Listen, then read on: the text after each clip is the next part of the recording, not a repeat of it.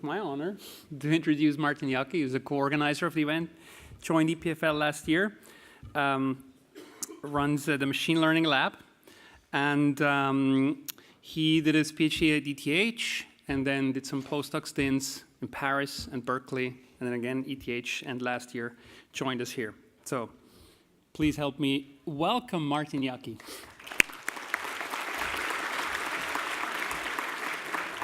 Okay, thanks a lot, Marcel.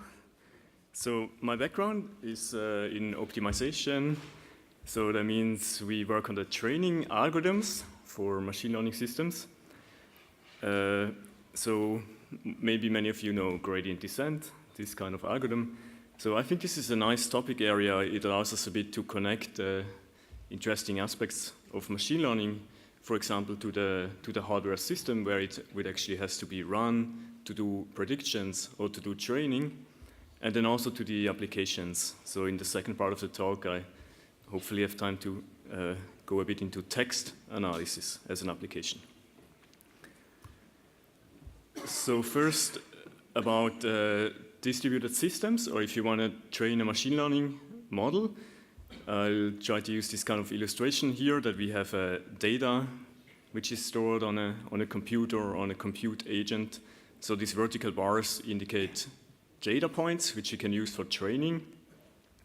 And then we have a CPU, for example, which has the computational power to then do some calculations on the data which is available on that machine.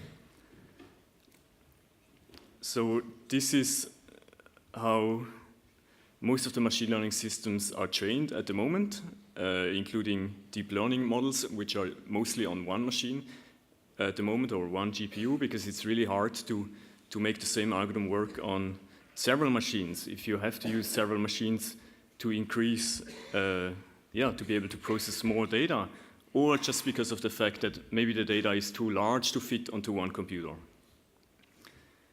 So if we are in a setting that we must work with many computational agents, that they want to collaborate to train this machine learning model, then this is the situation. So every machine has, again, data. Everybody has a part, and they have to work together to train a model which would correspond to training on all the data. So this doesn't have to be computers. It can be mobile phones. It can be anything. It can be a data center. It can be from small to large agents. It can be GPUs, and we have to figure out how to make them together, work together without incurring significant bottlenecks.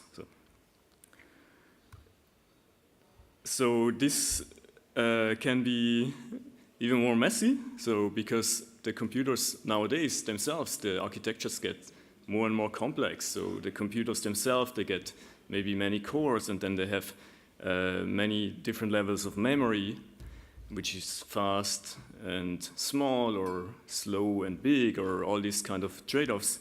And also there is additional compute power, for example, on a GPU or on other hardware, which can access different types of memory. And so all this makes it a bit annoying to then take our simple algorithm, which was gradient descent, and to make it benefit from these systems. Right?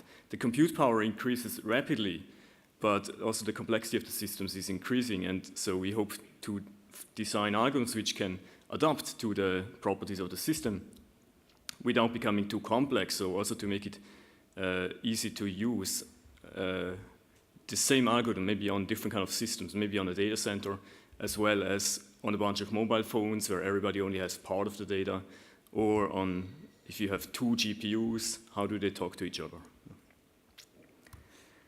Okay, the other important aspect is, so first we have the memory. There is the size and speed of the memory which is available to the compute nodes or compute agents, and then there is the communication. What do we have to send? And this is trying to visualize this with these red arrows. So yeah, what do you send? And when do you have to take the data out and send it to the other agent, because that's very costly.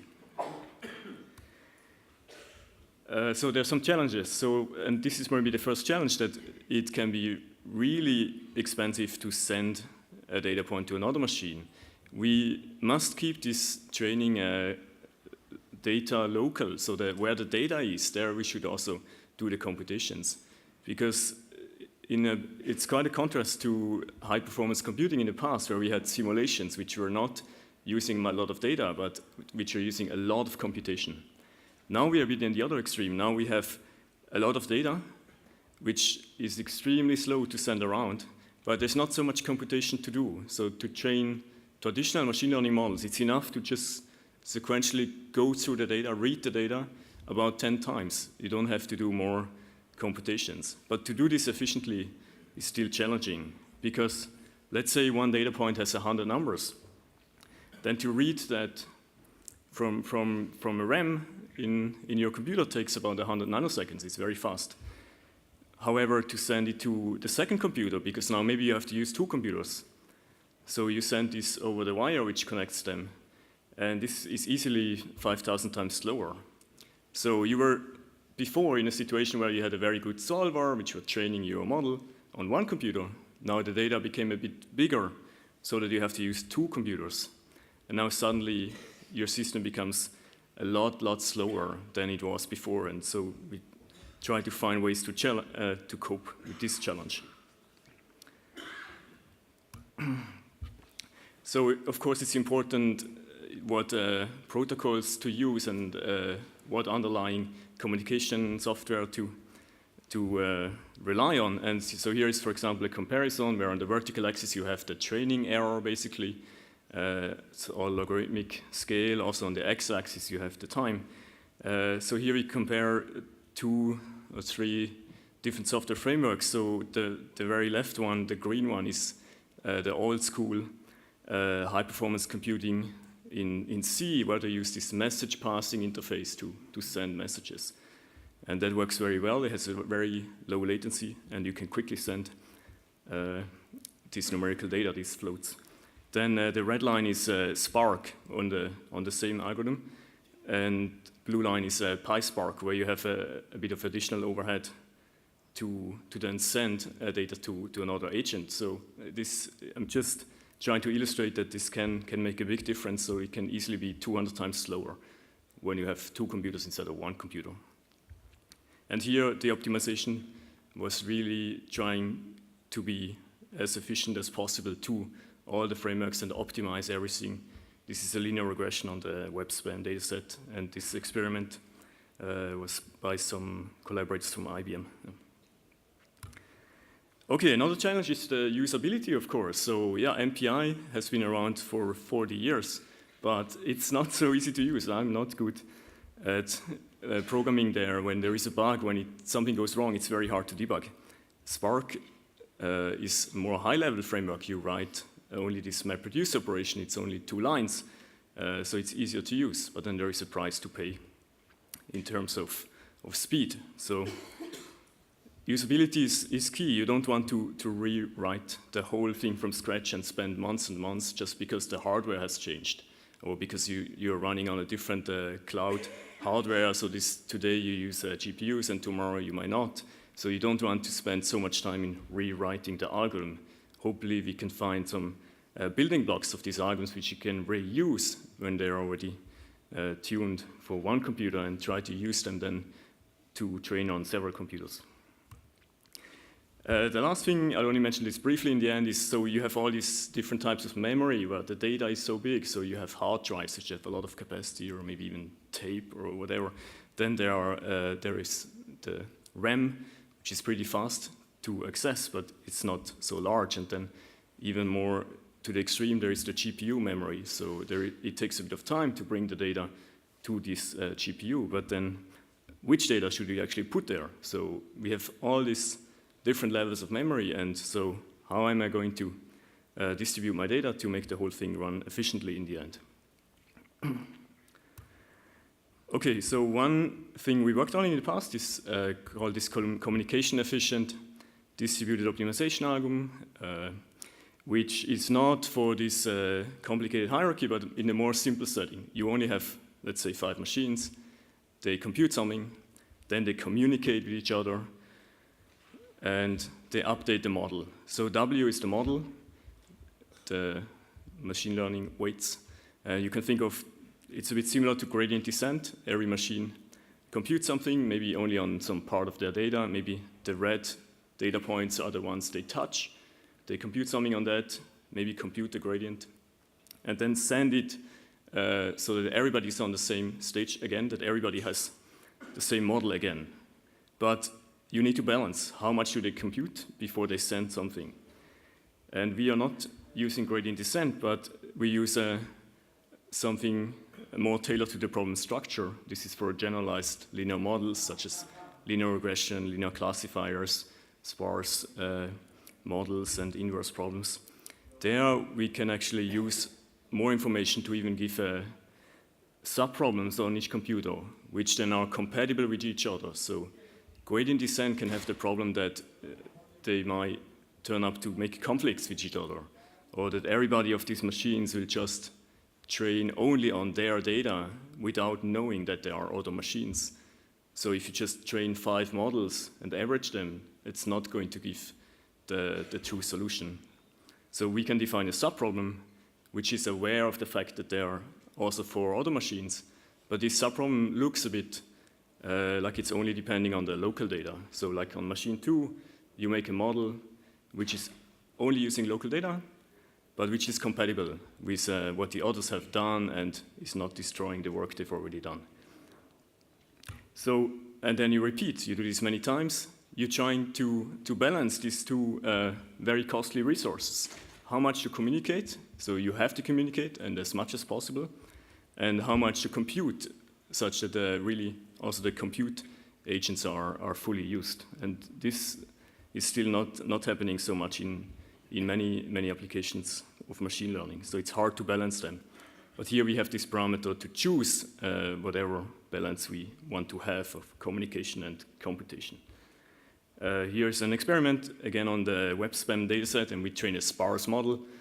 This can be useful for various applications. If you have lots and lots of features, it might be a good idea to use this for feature selection, or also to get interpretability.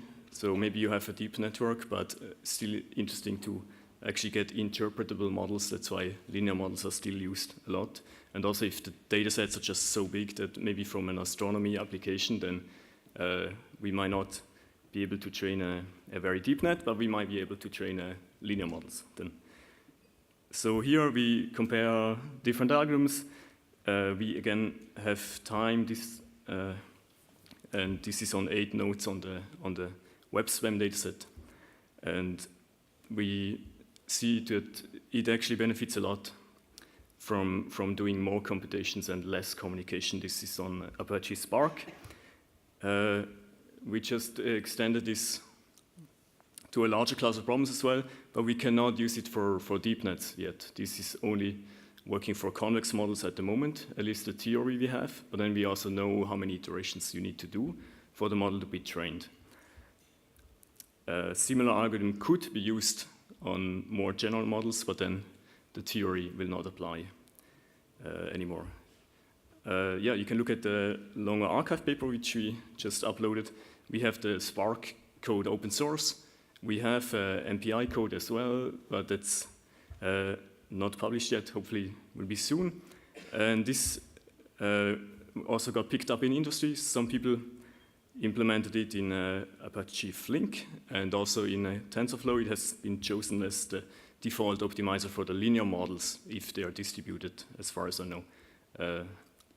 So that's very nice, and hopefully we can also add the sparse linear regression there, which is not there yet. Okay, so this was a bit of the goal, was to make this more usable, but also to have better adaptivity to the system parameters. What's available on my systems? Where are the real-world bottlenecks? So, and have an algorithm which then generalizes to that. Another important topic is the fault tolerance. So these algorithms are inherently fault tolerant. They work even if one machine fails to send their update at one point.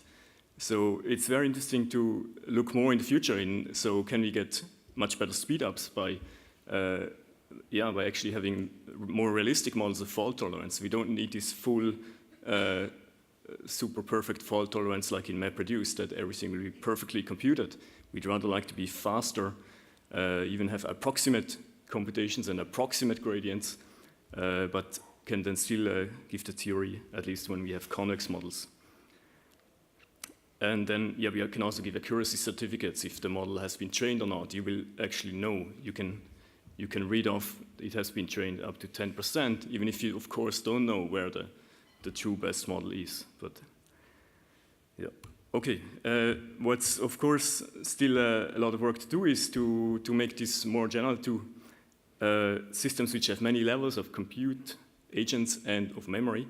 And this is more challenging. We hope to find some ways to do this without sacrificing too much of the usability of the algorithm, right? To have an algorithm which is still a bit readable and doesn't need too much time to be tailored to a system.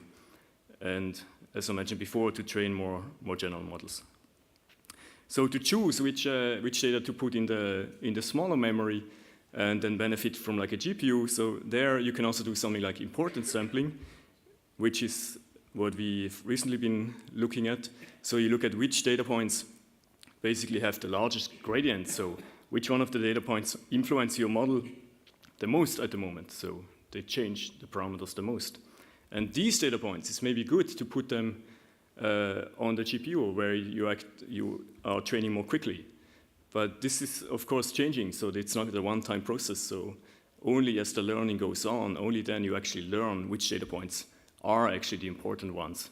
And to balance that with the communication you can do, because there's only some bandwidth between the two memories, that's also a nice question we hopefully work on more in the future. A last thing I want to mention on the distributed side is this benchmark. So we have code in only half or, okay, maybe 3 of these frameworks, but we still want to make it reproducible so that everybody can run the same algorithm on the same data in a reproducible way to actually see where the bottlenecks are of these frameworks and to have a bit more fair comparison. So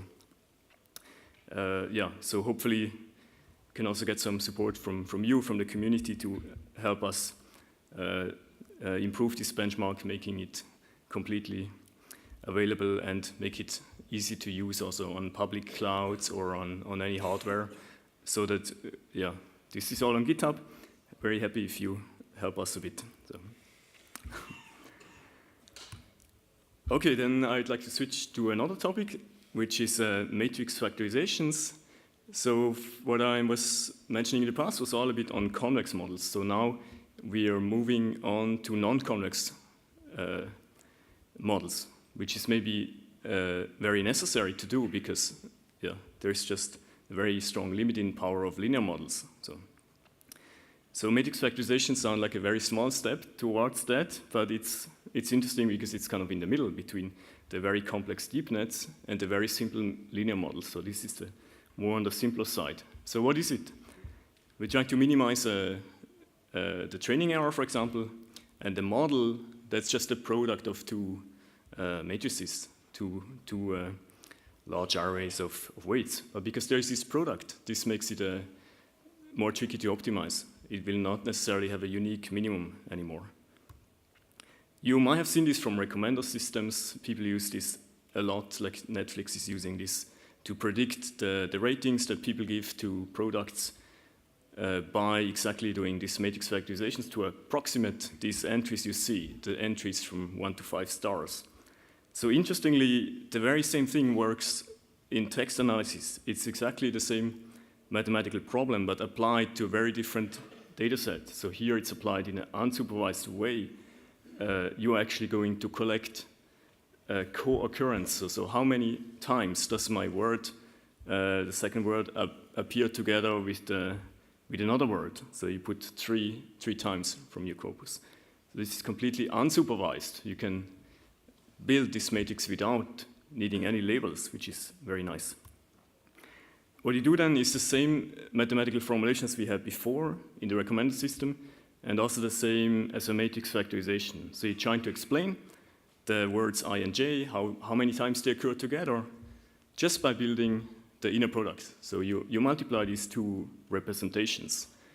So you're trying to find features for each word, right? So V is a feature vector you're trying to learn to capture the semantics of this word. It's very similar to Armand's talk yesterday night. So you're trying to find these representations, and again, we use a gradient descent for that. This is actually known as word-to-vec or global vector embeddings. So this has nothing to do with deep learning, actually, but it's a very powerful model to then get these word representations in an unsupervised way. In spirit, it's kind of similar to what people have done in the past, to do like a topic model on text, which is basically the same thing, but there the entire matrix was considered. So what's new in word2vec is that there's now a much better objective function, which actually only looks at the observed entries, which words do actually occur together. The gray ones we have to ignore, and then we get a much better model which actually captures the semantics of these words. I like this model because it's unsupervised. So, but now, yeah, you've all seen these examples. But now, what about sequences? So we only talked about individual words. So we really need to find features for entire sequences of words, for text. How are we going to represent them? So there are many ways to do that. Mostly neural networks are used at the moment. Yeah, so here it's a bit ordered by complexity in a way. So we have quite complex neural networks which have attention, which have recurrent, which have memory to remember what was there in the past in my sentence, and to then be very powerful in understanding what the sentence should actually mean. And on the bottom we have the more simpler models. Something in the middle is convolutional neural networks, and this is actually what's being used a lot at the moment. So you use a convolution, which is just a linear function, on the first three words. So on the vertical, you see the sentence we have as an input, and we have this sliding window of three words, which moves down over the sentence. And they share the weight, so that's why it's called a convolution. So for any one of these processes sliding down, you get one number. In the middle, you will just take the max over these numbers, and that's your representation of your text. The nice thing is that this works no matter how long the sentence is. So it's exactly what you want. You want find features which work no matter if it's the same thing is said in a short sentence or the same thing is said in a long sentence. Hopefully the features will end up in a similar place in the space. Okay, so this is all usually trained supervised, because we have to use a target at the end. We have to use a label to then train the network. It's similar as in vision. All the convolutional nets in vision are mostly trained supervised. We use this in a Tweedor competition. Actually, these are mostly the work of two master students from ETH for their master thesis. They actually won this semi-wide competition, which is the international competition on recognizing the sentiment of tweets. Is it a positive or a negative tweet? There are actually three classes. There are neutral ones also. So last year, most of the good performing teams in this competition used either convolutional nets or LSTMs, but the LSTMs have not beaten the CNNs yet in this special case. One, to give you a bit more details, what's used here is because we have this huge problem that we do not have labels. So what do? We use distant supervision, we use smileys. We only have like human labels for a very small number of, let's say, 10,000 tweets, but we have as many smileys as you want, so hundreds of millions. So this is one way to train your network on a different task, and then do a little bit of transfer learning to hopefully improve on the actual task you want to do, where you only have very little labeled training data. And we'll have a paper upcoming on this, on the multilingual aspect that we trained this for 4 European languages, and we will also publish the models and make the code open source. Okay, so the big challenge is a bit related to the previous talk. It's really everything so far was supervised, and this is really a problem. We want to move on to use unsupervised machine learning, but it's really challenging, both for vision and also for text. It's not so clear how to benefit from a lot of unsupervised text. It does benefit for the words, so that's a very nice property of word2vec. But for sequences, it's not really so clear yet how to really benefit from huge amounts of training data.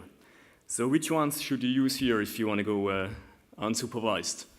So it's really a bit unclear. So at this year's NIPS conference, the best paper awards, there were two of them. One was for the model on the very top, the neural Turing machine, which probably many of you know.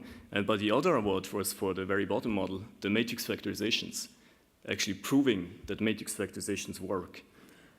This is an interesting benefit if you have a less complex model, so that the matrix factorizations can be better understood, right? There is a bit of interpretability. We hope that we'll be able to develop theory that, yes, you can find the optimum. You can prove that gradient descent is going to give you the best matrix factorization. I mean, we're not there yet. This is only for a very limited class of problems.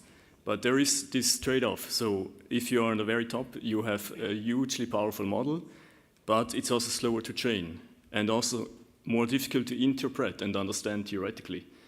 So, and another trade-off which I find very interesting is the data, the amount of data you can use. So should you go up or down? This is really the main question. So now we're in the middle. The state of the art for text sentiment is convolutional nets maybe. So should we go up or should we go down? It's really unclear.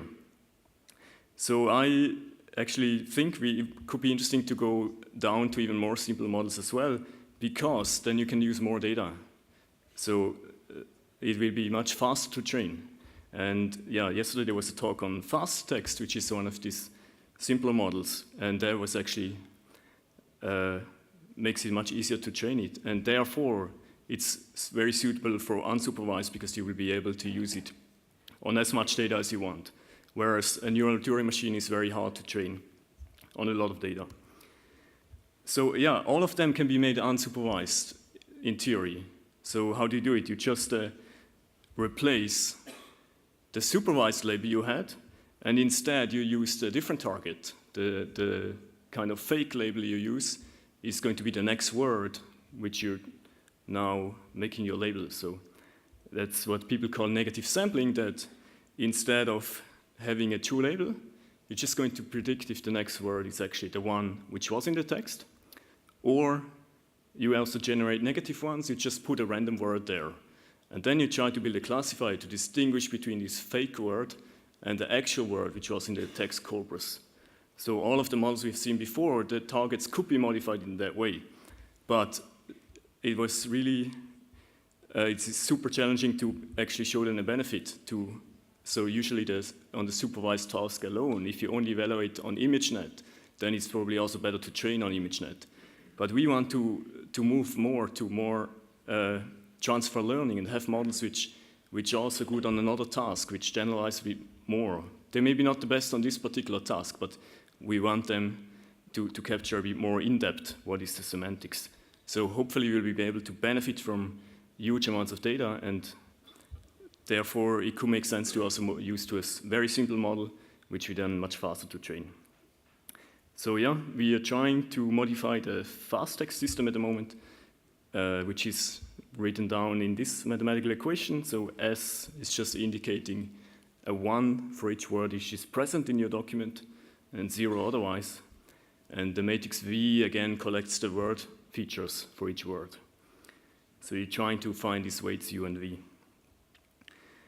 And yeah, preliminary experiments look okay. I do not have a plot yet, so if you need more details, you should ask Matteo from eProva, somewhere in the room here, and Prakar from my group. They are happy to talk to you. And that's all I have for the moment.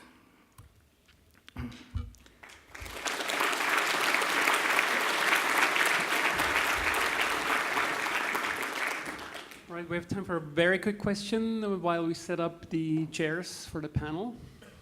I can hardly see anything, so if you must make it look impressive.